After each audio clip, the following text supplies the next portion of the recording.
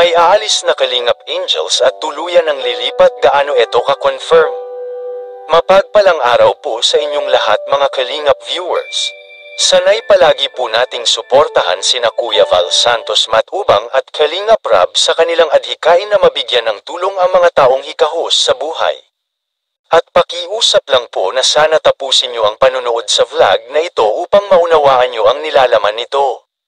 Mga Kalingap, batay sa ating napag-alaman na may aalis na Kalingap Angels at bakit kaya humantong sa ganitong sitwasyon. Samantalang wala namang namumuong problema sa bawat Kalingap Angel. Mga Kalingap, tuluyan na bang magkawatak-watak ang isang grupong matagal nang magkakilala at kilatis na nila ang bawat isa sa kanilang pagkatao?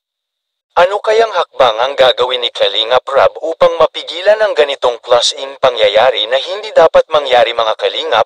Siguro mga Kalingap may mga pagkakataon po talaga sa buhay na hindi natin kontrol ang sitwasyon at dahil sa biglaang nagaganap, may magagawa pa kaya si Kalingap Rab upang mapigilan ito mga Kalingap, atin pong alamin at tunghayan ang totoong dahilan. Kung bakit may aalis na Kalingap Angels, dito po natin makikita at maririnig sa video na ito mga Kalingap.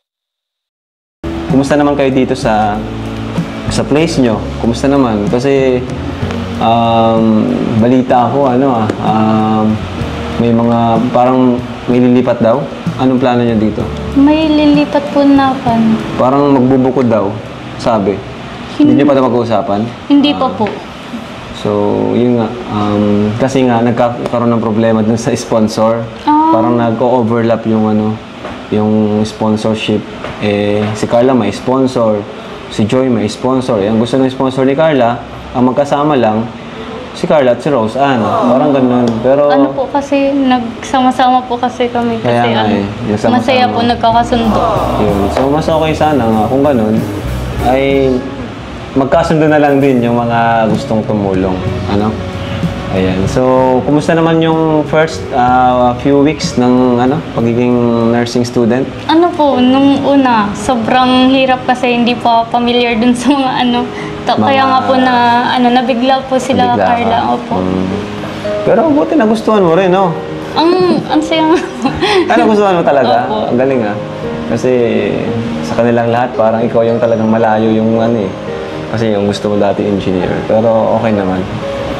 At kung since nagustuhan mo naman, wala naman kami makagawa. Dito lang naman kami para suportahan kayo.